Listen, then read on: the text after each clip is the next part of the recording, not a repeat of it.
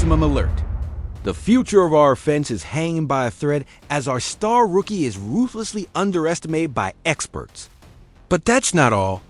A diamond in the rough has just landed in Chicago, and nitrogen monoxide 1 is talking about it. Meanwhile, a legendary running back could be packing his bags for Soldier Field at any moment after his current team's latest move. The NFL isn't ready for what's coming. Are you? Don't blink because every second counts. Subscribe now to be the first to know these exclusives that will change the course of our Bears. The disrespect continues, and this time it comes straight from ESPN. Our first-round pick, Colston Loveland, is being completely ignored in the projections for the 2025 Rookie of the Year. Is this a joke? Are we really letting experts keep underestimating our players like this? Ben Solak from ESPN has placed Loveland at number 14 in his projections for Rookie of the Year. 14. A tight end drafted in the top 14 being relegated to that position in the projections. I ask you, what kind of shallow analysis is this? I believe those so-called analysts haven't even seen Loveland play. Solak's main argument is that Bowers from the Raiders had a historic rookie season last year with 1,194 yards and 5 touchdowns, and still received only 1 vote for Rookie of the Year.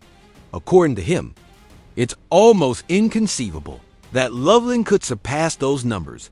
But here's what these experts don't understand.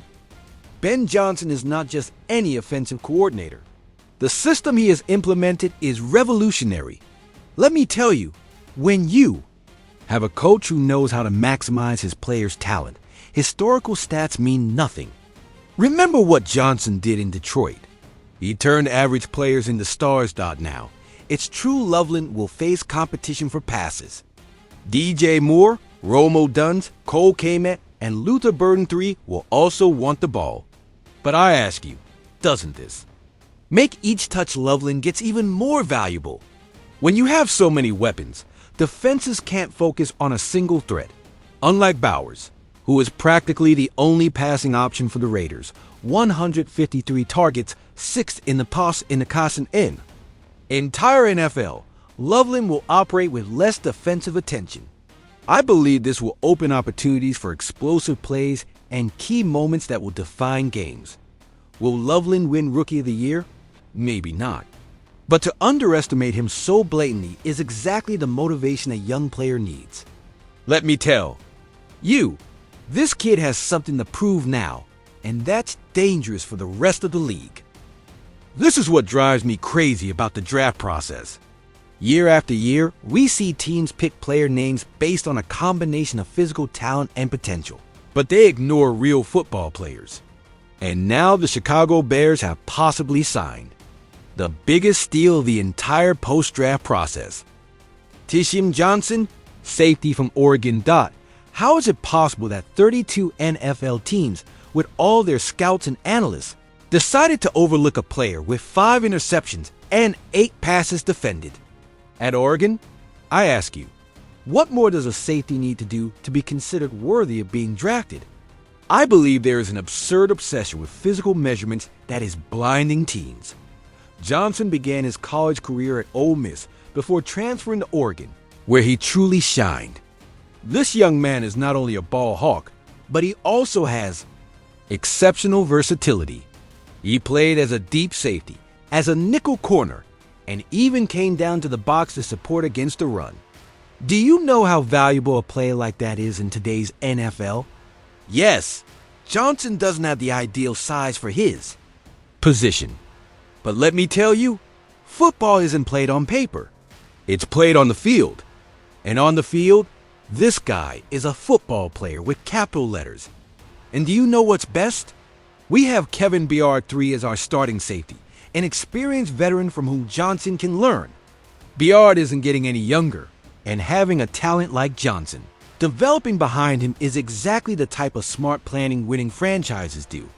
He could also compete with Kyler Gordon as a slot cornerback. This versatility makes him invaluable in a sport where injuries are inevitable. I ask you, how many teams can boast of having an undrafted free agent with such potential?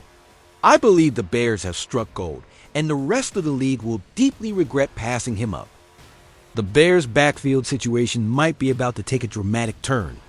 The rumors about Nick Chubb coming to Chicago are growing stronger than ever after the Cleveland Browns' latest move.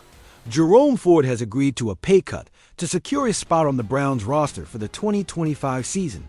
According to Mary Kay Cabot from Cleveland.com, Chubb's return to the team was largely dependent on whether Ford would accept that reduction. And now that he has, reducing from $3.486 million to $1.75 million guaranteed, the chances of Chubb continuing in Cleveland are slim. Additionally, the Browns drafted TWO running backs this year: Quinton Judkins with the 36th pick and Dylan Sampson with the 216th. I ask you, what team will keep 4 running backs on their roster?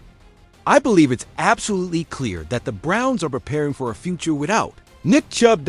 All this puts the Bears in a prime position to make a move. But here's the question we all need to ask ourselves. Does Nick Chubb still have gas in the tank? Injuries have been a serious issue for Chubb. An ACL and MCL injury limited him to only 2 games in 2023. He returned in 2024, but suffered a foot fracture that cut his season short again. When he played, he didn't seem like the same dominant Chubb as before. He averaged just 3.3 yards per carry, well below his career average of 5.1. D'Andre Swift, our current running back, averaged 3.8 yards per carry last season, which isn't much better. The Bears finished 25th in rushing yards in 2024, averaging only 102 yards per game. This is an unacceptable stat for a franchise with the Bears' history in the running game. If Ben Johnson wants to implement a balanced offense, he will need an upgrade in the running game. Kyle Monangai, our 7th-round pick, doesn't seem to be enough to transform this unit. Let me tell you this, if Chubb is healthy, he could be exactly what we need. But there's a big if in that equation. I ask you, is it worth risking on a 29-year-old running back with a recent injury history? I believe it all depends on the contract and medical checks. If the Bears can sign Chubb to a team-friendly deal with little guaranteed money, it could be a low-risk, high-reward move. What is certain is that the Browns seem ready to move on without Chubb. And if there's ever a time to make a move, it's now. What do you think about Colston Loveland being snubbed? Will he exceed expectations and prove the analysts wrong? Or will he have to settle for a secondary role in his rookie season? Speaking of surprises, do you think Tishon Johnson could become the next big UDFA draft steal? When was the last time you saw a UDFA cause such an immediate impact? About Nick Chubb, the question is clear. Should we sign a veteran running back with an injury history or stick with what we have? Your opinion counts. This is your Bears News channel, where your voice matters as much as mine. Subscribe now, activate the notification bell, and join our Bear family. Leave your comment below with your thoughts on these explosive news. Remember, there's no wrong opinion here. Except thinking the Packers have any chance this season. See you in the next video.